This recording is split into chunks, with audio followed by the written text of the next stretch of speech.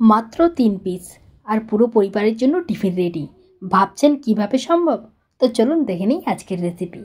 নমস্কার, Kakoli's kitchen and lifestyle চ্যানেলে আপনাদের সবাইকে স্বাগত জানাই। প্রথমে একটা বোলের মধ্যে 3 পিস ব্রেড নিয়েছি আর ব্রেডটাকে টুকরো করে কেটে নিয়েছি। এখন এর মধ্যে দিয়ে দিচ্ছি একটা ছোট বাটির হাফ বাটি গাজর ছোট করে গ্রেট করে নিয়েছি। সঙ্গে দিয়ে দিচ্ছি একটা বড় সাইজের পেঁয়াজ কুচি, 4 থেকে 5টা কাঁচা লঙ্কা কুচি দিয়ে দিচ্ছি ঝালের জন্য। আর দিয়ে দিচ্ছি কিছুটা পরিমাণ ধনেপাতা কুচি।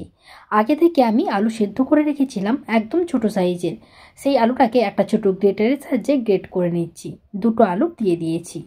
এখন এর মধ্যে দিয়ে দিচ্ছি হাফ চামচ জিরে গুঁড়ো আর দিয়ে দিলাম হাফ চামচ ধনে গুঁড়ো। এখন এর মধ্যে দিচ্ছি হাফ চামচ গোলমরিচ গুঁড়ো আর দিয়ে দিলাম একটা ম্যাগি মশলা। পুরো মশলাটাই দিয়ে দিচ্ছি।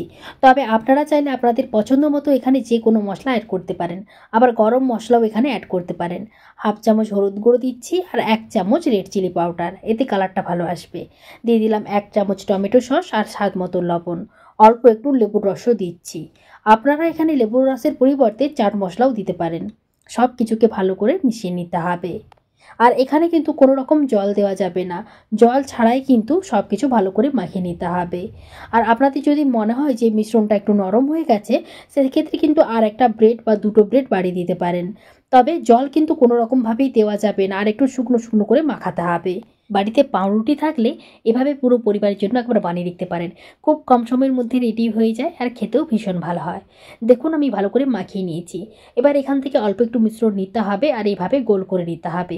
আর একটু হাতে নিয়ে এরকম করে চেপে চেপে একটা গোল শেপ দিয়ে দিতে হবে। আপনারা চাইলে আপনাদের পছন্দ মতো যে কোনো শেপ এখানে দিতে পারেন। এবার এগুলো ভেজে নিতে হবে। তার জন্য কড়াইয়ের মধ্যে আমি কিছুটা পরিমাণ তেল দিয়েছি। তেলটা মিডিয়াম গরম হলে একটা একটা করে দিয়ে দিতে হবে। আর এভাবে মিডিয়াম আঁচে এগুলোকে ভেজে নিতে হবে। উল্টে পাল্টে একটু লাল লাল করে ভেজে নিতে হবে, তাহলে এগুলো অনেকটা ক্রিস্পি হবে, খেতে ভালো লাগবে। আর গ্যাসের ফ্লেমটা যদি হাই করে দেন তাহলে কিন্তু তাড়াতাড়ি পুড়ে যাবে এবং ভেতরটা কাঁচা রয়ে যাবে, ভালো ভাজা হবে না।